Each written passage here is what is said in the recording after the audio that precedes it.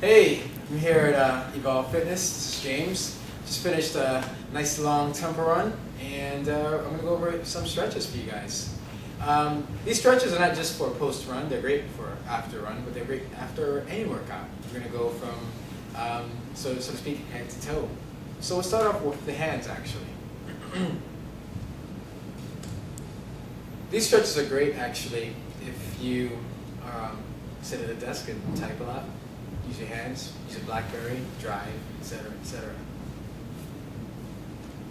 So I'm just taking my hand, palm up, and I'm stretching the fingers and also the wrist and forearm. And holding each for roughly about 10 seconds. Then I'm going to come around, place all the fingertips together, and I'm going to once again focus on stretching the fingers out. A couple of things that I want to mention are that I try to keep my chest open, so I'm not collapsing my shoulders, I'm not closing off my chest is nice and open. These stretches are adapted from Romanov's the pose method of running, but I realized that they were quite good for any workout. So here I'm just taking the palms of my hand, interlocking my fingers, and pushing them up towards the ceiling. Once again, taking care to keep my shoulders back and my chest forward. So shoulder blades are drawn back, and my chest is fairly prominent. Now I'm going to turn my arms inward, so my palms are facing each other, clasping my hands, and this alone might really stretch out one's shoulder blades, but if not, you can add a little extra stretch to it by just moving your arms over like so. So in this case, my right arm is under my left, so I move my arms to my left.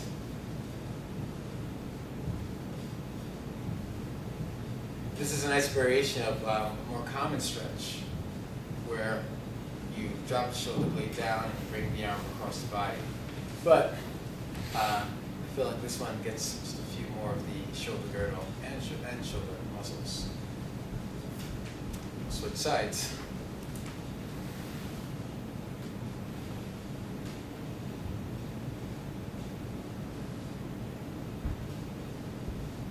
So when we're done there, I'm going to take one hand and put it behind my back.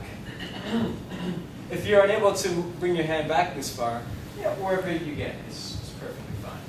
And just make sure that you don't have your shoulder way forward like so. You can keep your shoulders back, keep the chest open. The other thing to keep in mind is you don't want to arch your back. You want your spine to be nice and long. Think about your head going up towards the ceiling, and your heels are going through the ground. And that should keep your spine fairly long. So just so you can see what that looks like, my hand is able to practically cut my shoulder blade on the same side.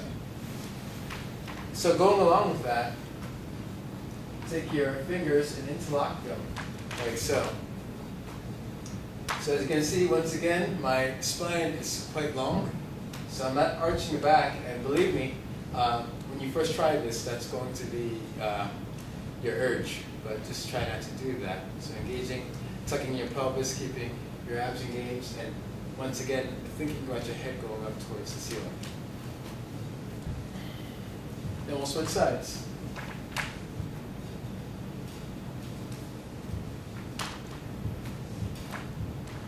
So I'm turning just to make sure that you can all see all the different angles so that you can copy into it correctly.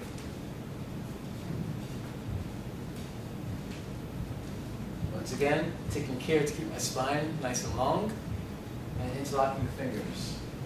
So let's say you can't do this. You can always grab a towel, and you would take the towel and you would move it up to stretch out your left shoulder, and you can also move it down to stretch out your right tricep until you're able to get enough flexibility to actually A, get your fingers to touch, and then B, at some point, actually be able to lock your fingers. So at that point, you should be fairly limber. So then you'll take both arms, cup both shoulder blades. So once again, taking both arms so that you can come around and cup both shoulder blades. That's what it looks like.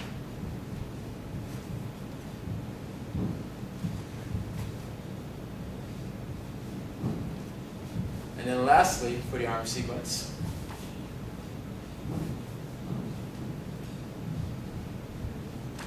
this is known as the reverse prayer. So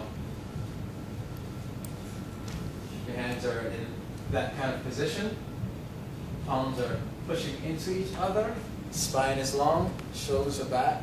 Shoulder blades are drawn together, they're retracted, and the chest is forward.